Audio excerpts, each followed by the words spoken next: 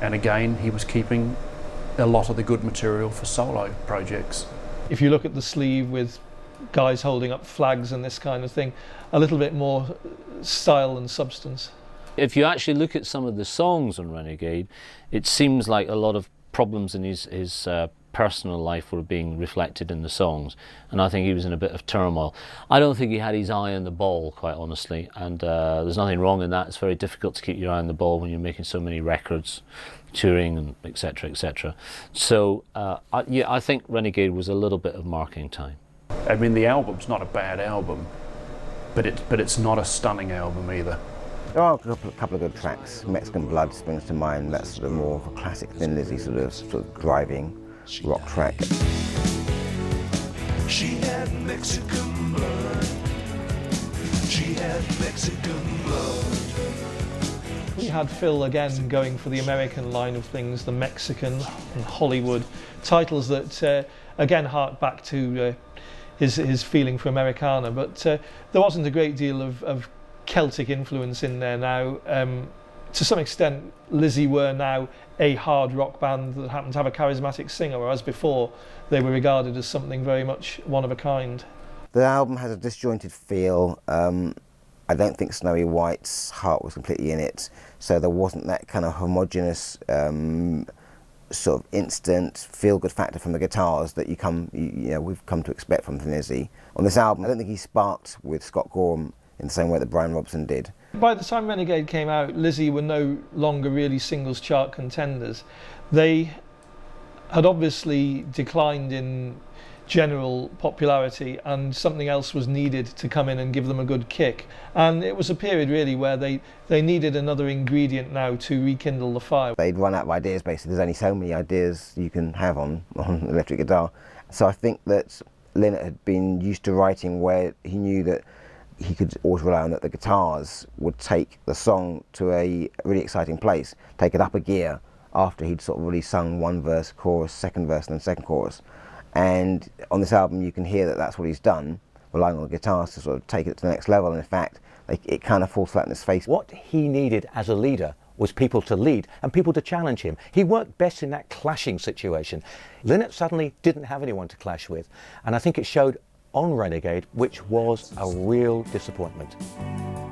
And when it rains, he's like the well. To you and me, he's a renegade.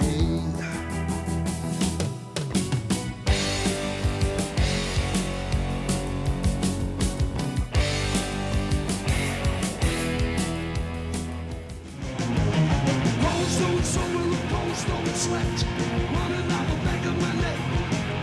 Take a little money, up and let the loose, and a little here and there. Sweat.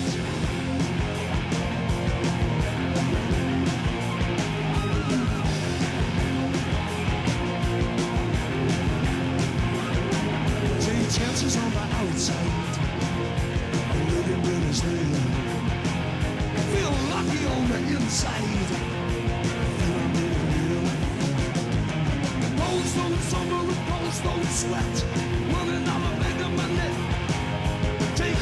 I think Thunder and Lightning was a renaissance. The album, the track, they were trying to find where they were going for a new decade, and I think they put down a reasonable marker here.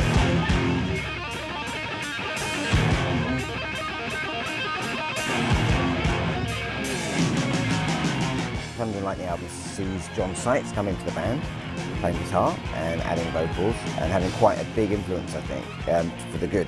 What Sykes was a modern heavy metal guitarist. He was flashy, he was flamboyant, he belonged to the 1980s era when perhaps a certain feel went out and was replaced by exhibitionism. He was very much more of a modern guitar player, and was experimenting with finger tapping on the fretboard, using the tremolo arm a lot more.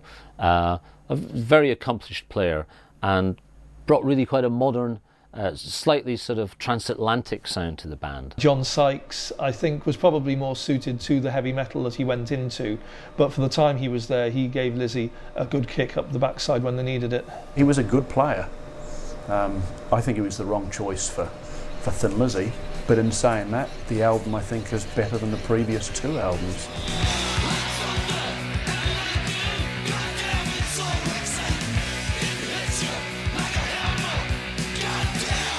John Sykes brought something that I really like into the band, and with the texture of the keyboards as a backdrop for that, I think it's a really nice sort of interface, a new interface and a new vibe and a new sound, which sparked Lynott to sort of write some good songs. So I think that the songwriting was a real return to form, you know, from the sort of previous sort of kind of rut that I think he's fallen into. Phil's songwriting ability seemed to come back again, although it seems like, you know, in many ways maybe his personal life was causing him problems, but because of that, he was writing great songs because it was very emotive and from the heart. So yeah, it was a return to form with the addition of John Sykes on guitar and Phil writing great material again. Lynott once again had someone to play off. He had that character there. He had someone who was going to rub him up the wrong way to some extent, challenge him. And the songs which came out on Thunder and Lightning, Cold Sweat, Thunder and Lightning itself, were fantastic. This was a real return to form. The title track, Thunder and Lightning, that's sort of got some great musical hallmarks. It powers away in a sort of fairly classic, established Thin Lizzy style. So that's kind of them back up to steam. And I think what is most notable is that it's a return to form of Phil Lynott's vocals. I think he'd sort of lost his way in the previous album. There are a couple of really good songs on there. I mean, Thunder and Lightning is a great rocker, although probably too heavy for Thin Lizzy in retrospect, but that might have been trying to capture the moment of the day.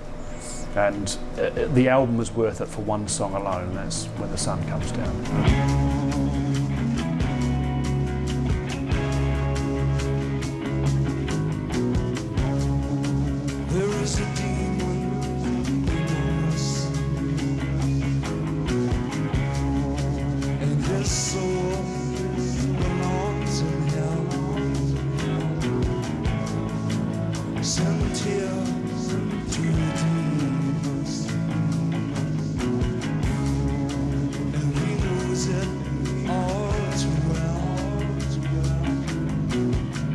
Very much the kind of imagery that Phil liked to play with. You can imagine being at a festival playing and the sun goes down. The sun obviously went down on Phil far too soon, but certainly at this point nobody really knew what was to come. When the Sun Goes Down was a worthy effort for the album. I don't believe it was a worthy effort to end the band's studio recording career on. But the band was obviously in a huge amount of disarray. Particularly with Lynott's drug problems and so on.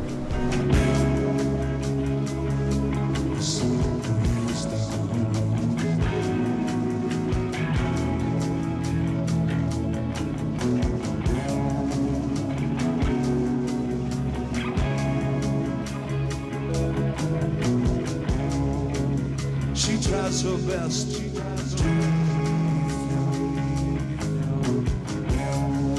but she is captured by her spell.